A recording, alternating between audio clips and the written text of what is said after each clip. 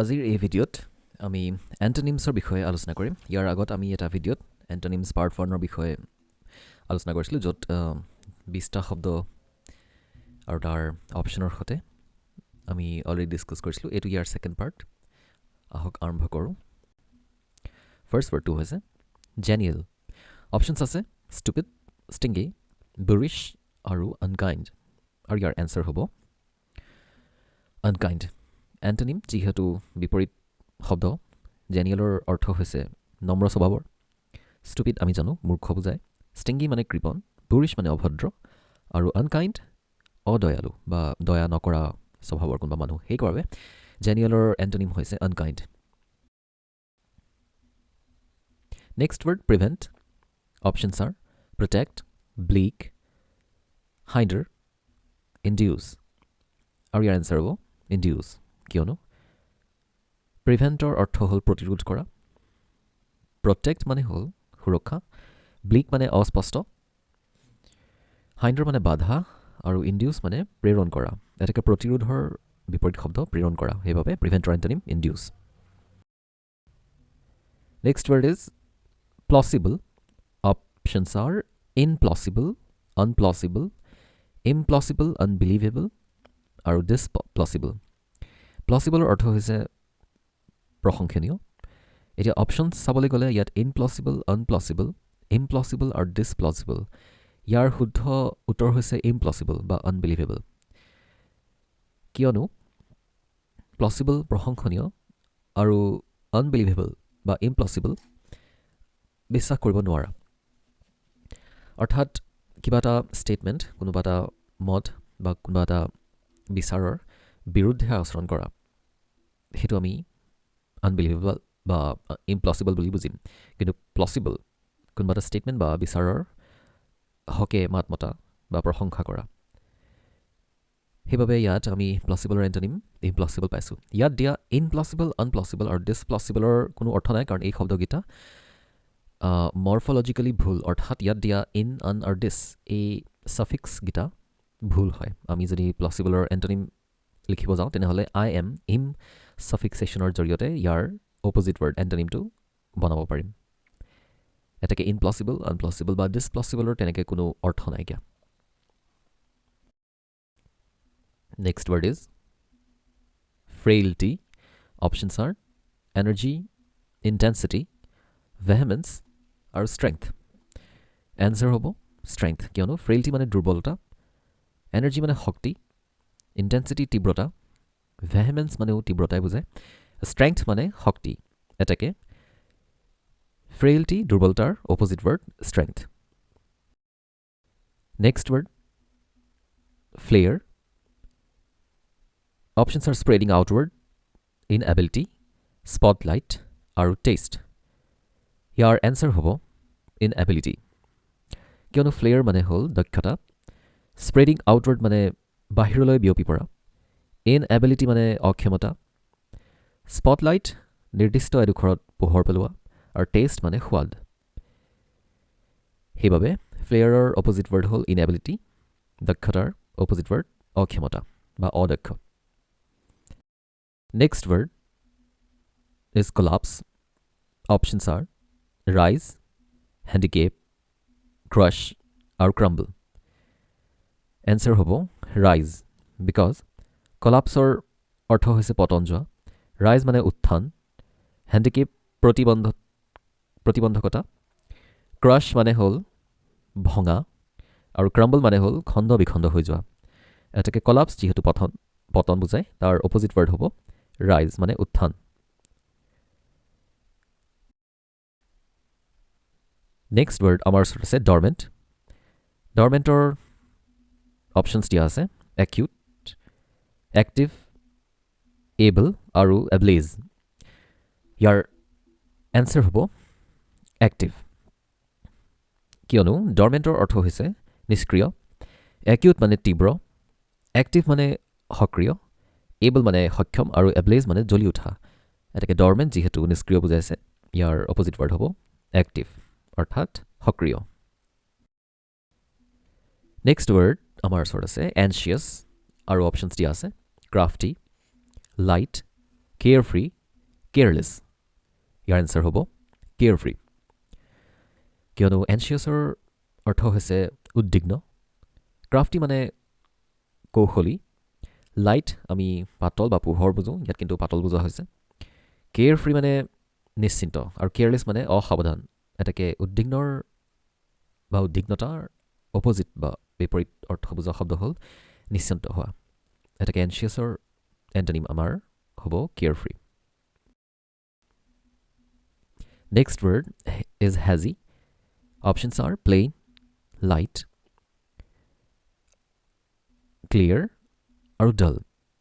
আৰু ইয়াৰ এনচাৰ হ'ব clear হয়, কাৰণ hazy মানে অস্পষ্ট, plain মানে সমান বা সমান্তৰাল বুজায়, লাইট মানে পোহৰ বা পাতল, আমি ইয়াত আগতে পাইছোঁ, ক্লিয়াৰ মানে স্পষ্ট আৰু ডাল মানে নিস্তেজ। এটাকে হেজিৰ অস্পষ্টৰ বিপৰীত শব্দ হ'ল স্পষ্ট, সেইবাবে clear. Next word thrifty. Options are clean, loyal, wasteful আৰু ৰেভাৰেণ্ট। এনচাৰ হ'ব ৱেষ্টফুল। thrifty মানে হৈছে মিতব্যয়ী বা মিতব্যয়ী, ক্লিন মানে পৰিষ্কাৰ, লয়েল নিষ্ঠাবান বুজায়, ৱেষ্টফুল মানে হ'ল অপচয় আৰু ৰেভাৰেণ্ট মানে শ্ৰদ্ধাৰ।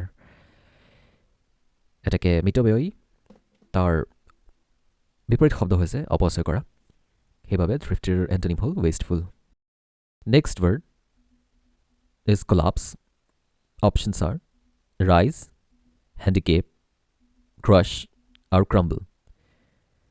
এনচাৰ হ'ব ৰাইজ, বিকজ কলাপছৰ অৰ্থ হৈছে পতন যোৱা, ৰাইজ মানে উত্থান, হেণ্ডিকেপ প্ৰতিবন্ধকতা, ক্ৰাছ মানে হ'ল ভঙা আৰু ক্ৰাম্বল মানে হ'ল খণ্ড বিখণ্ড হৈ যোৱা।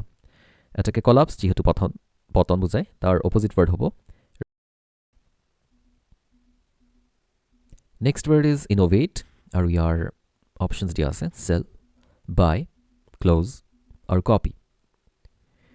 আৰু ইয়াৰ এনচাৰ হ'ব কপি, কিয়নো ইন'ভেট হৈছে উদ্ভাৱন কৰা, চেল মানে বিক্ৰী কৰা, বাই হ'ল ক্ৰয় কৰা আৰু ক্ল'জ হ'ল ওচৰ আৰু কপি হ'ল নকল। এটাকে উদ্ভাৱন আৰু তাৰ অপজিট ৱৰ্ড হ'ব নকল কৰা, সেইবাবে ইন'ভেটৰ এণ্টনিম আমি কপি পাইছোঁ। Next word is asceticism. Options আছে কমফৰ্ট, লাক্সাৰী, এণ্টিছেমিটিজম আৰু হিউমিলিটি। ইয়াৰ এনচাৰ হ'ব লাক্সাৰী, কিয়নো এছেটিচিজম মানে হ'ল তপস্বীবাদ বা ঋষিমুনিৰ দৰে বা কোনোবা সাধু পুৰুষৰ দৰে থকা।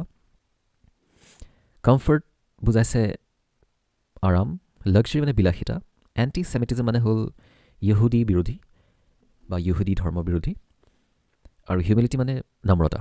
এটাকে লাক্সাৰী বিলাসিতাৰ সাধুভাৱে থকা সেই অৰ্থৰ বিপৰীত বুজায়, সেইবাবে এছেটিচিজমৰ এণ্টনিম হৈছে luxury. Next word is enduring. Options are fleeting, painful, permanent আৰু long lasting। আৰু ইয়াৰ এনচাৰ হ'ব fleeting, কিয়নো enduring মানে হৈছে স্থায়ী, fleeting মানে হৈছে ক্ষণস্থায়ী, সেইবাবে enduringৰ এণ্টনিম হৈছে fleeting। painful আমি জানো বেদনাদায়ক, permanent মানে স্থায়ী, long lasting দীৰ্ঘ সময়য়াদী বা দীৰ্ঘম্যাদী। Next word, dissolution. Options are retribution, establishment, persuasion আৰু compliance। আৰু ইয়াৰ এনচাৰ হ'ব establishment। Dissolution মানে হৈছে বিলুপ্তি, retribution মানে হ'ল প্ৰতিশোধ, establishment মানে হ'ল প্ৰতিষ্ঠা, persuasion মানে হ'ল অনুৰোধ আৰু compliance মানে অনুপালন। সেইবাবে বিলুপ্তিৰ বিপৰীত শব্দ হ'ল প্ৰতিষ্ঠা, সেইবাবে dissolutionৰ এণ্টনিম হৈছে establishment. Next word is progressive. Options are repressive, retrogressive, repulsive আৰু aggressive. Progressiveৰ এণ্টনিম হ'ব retrogressive, কিয়নো progressive মানে প্ৰগতিশীল, repressive মানে দমনমূলক, retrogressive মানে হ'ল পশ্চাদগামী, repulsive ঘৃণনীয় আৰু aggressive মানে আক্ৰমণাত্মক। এটাকে প্ৰগ্ৰেছিভ মানে যিহেতু প্ৰগতিশীল বুজায়, ই সদায় ৰেট্ৰগ্ৰেছিভ ইয়াৰ বিপৰীত শব্দ পশ্চাদগামীয়ে বুজাব। সেইবাবে প্ৰগ্ৰেছিভৰ antonym retrogressive. Next word is unnerved. Options are confident, nervous, hopeful আৰু এনচিয়াছ। ইয়াৰ এনচাৰ হ'ব কনফিডেণ্ট। আননাৰ্ভড মানে বিচলিত, কনফিডেণ্ট মানে হ'ল আত্মবিশ্বাসী, নাৰ্ভাছ মানে অপ্ৰস্তুত, হোপফুল মানে আশাবাদী আৰু এনচিয়াছ মানে উদ্বিগ্ন। এটাকে আননাৰ্ভডৰ অপজিট ৱৰ্ড হ'ব আত্মবিশ্বাসী। বিচলিত, তাৰ বিপৰীত শব্দ আত্মবিশ্বাসী। So' unnerved antonym is confident. Next word is vague.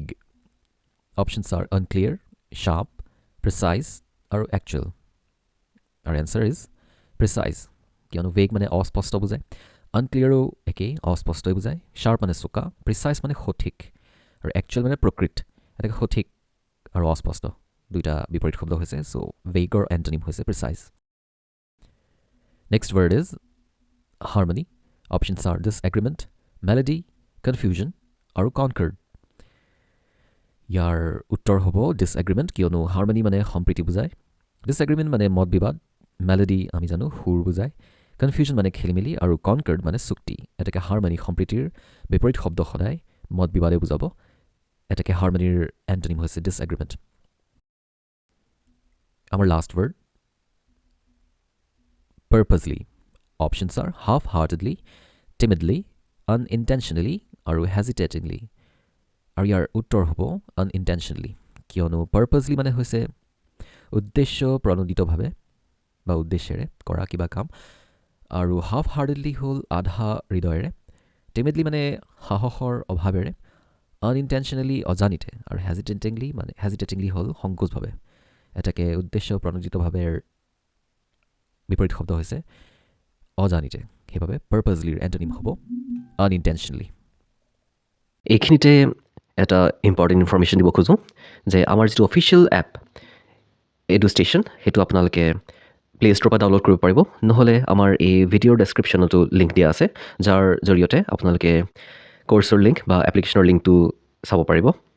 সেইটো ইনষ্টল কৰাৰ পিছত আপোনালোকে বিভিন্ন ধৰণৰ কৰ্চসমূহ এভেইলেবল পাব, যেনে ADRE, APSC, CSAT, CTET হওক, আছাম পুলিচ হওক, নেট বেংকিং বা মক টেষ্ট হওক, বা বিভিন্ন বুকছ বা ৰেকৰ্ডেড ভিডিঅ'ছখিনি আপোনালোকে এই কণ্টেণ্ট লিষ্টৰ থ্ৰুৱেদি আপোনালোকে চাব পাৰিব। এই ফাইলছখিনি আপোনালোকে চেক কৰি চাব পাৰে। দুই এটা তাতে আপোনালোকে ফ্ৰী কণ্টেণ্টো পাব। ফ্ৰী কণ্টেণ্টখিনি চেক কৰি যদি আপোনালোকে ভাবে যে এই কৰ্চসমূহ আপোনালোকে ল'ব বিচাৰিছে, তেনেহ'লে আপোনালোকে অ'ভাৰভিউত যদি যায়, অ'ভাৰভিউত গৈ পেলাই আপোনালোকে এনৰোল কৰিব পাৰিব। যদি এই অ'ভাৰভিউ লিষ্টখন লাষ্টৰ ফালে যায়, স্ক্ৰল ডাউন কৰিলে আপোনালোকে কুপন কোড পেনেল এটা পাব, য'ত আপোনালোকে আশুতোষ 20 মোৰ নামত এই কোডটো পুট কৰিলে 20% ডিছকাউণ্ট পাব। ইনিচিয়েলি এই কৰ্চটোত 50% ডিছকাউণ্ট দি থোৱা আছিলে, বাট এই কোডটো দিলে আৰু এডিশ্যনেল 20% ডিছকাউণ্ট দিয়া হ'ব। তাৰপিছত আপোনালোকে বাই নাও কৰিলে আপোনালোকৰ ফোন নম্বৰ, ইমেইল ID বা দৰকাৰী এই ডিটেইলছসমূহ দিব। তাৰপিছতে এটা OTP ভেৰিফিকেশ্যন কৰিব লাগিব। এই OTPটো আপোনালোকে SMS-ৰ থ্ৰুৱেদি পাব, আৰু ভেৰিফিকেশ্যন কৰাৰ পিছত আপোনালোকে এপ্লিকেশ্যনটো এক্সেছ কৰিব পাৰিব। তাৰপিছতে আপোনালোকে দেখা পাব পে'মেণ্ট গেটৱে এটা খোল খাব, আৰু পে'মেণ্ট গেটৱে আপোনালোকে কাৰ্ড পে'মেণ্ট বা যিকোনো এপৰ থ্ৰুৱেদি বা জিপে' হওক তাৰ থ্ৰুৱেদি পে' কৰিব পাৰিব।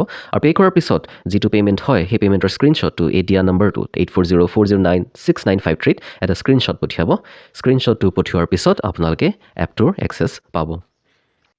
আপোনালোকে যদি এপটো ইনষ্টল কৰি থৈছে, তেতিয়াহ'লে সেই এপটো এটা মোবাইল ভেৰিফিকেশ্যনৰ থ্ৰুৱেদি, য'ত এটা OTP দৰকাৰ হ'ব, সেইটো দি পেলাই এই প্ৰথম ইণ্টাৰফেচটোত আপোনালোকে হোম ক্লিক কৰিব পাৰিব। তাৰপিছত প্ৰফাইলত ক্লিক কৰিলে আপোনালোকে দেখা পাব যে আপোনালোকৰ এনৰোল্ড কৰ্চসমূহ ইয়াত ভিজিবল হৈ আছে। ইয়াতে আপোনালোকে বিভিন্ন ধৰণৰ মক টেষ্ট হওক, ৰেকৰ্ডেড ভিডিঅ'জ হওক, বাকী সকলো ধৰণৰ ছাৰ্ভিচৰ ভিডিঅ'জ বা পেকেজখিনি ইয়াতে এক্সেছ কৰিব পাৰিব। যিসকলে এই আমাৰ এডুষ্টেশ্যনক ৱেবছাইটৰ থ্ৰুৱেদি এক্সেছ কৰিব বিচাৰিছে, তেওঁলোকে আমি দিয়া নম্বৰটো, য'ত আপোনালোকে স্ক্ৰীণশ্বট পঠিয়াইছিলে, সেই নম্বৰৰ জৰিয়তে আপোনালোকক সুবিধা দিয়া হ'ব কিদৰে আপোনালোকে ৱেবছাইটত PC থ্ৰুৱেদি এডুষ্টেশ্যনক এক্সেছ কৰিব পাৰিব। আশা কৰোঁ আমাৰ এই গোটেই প্ৰচিডিউৰখিনি আপোনালোকৰ কাৰণে যথেষ্ট সুবিধাজনক হ'ব।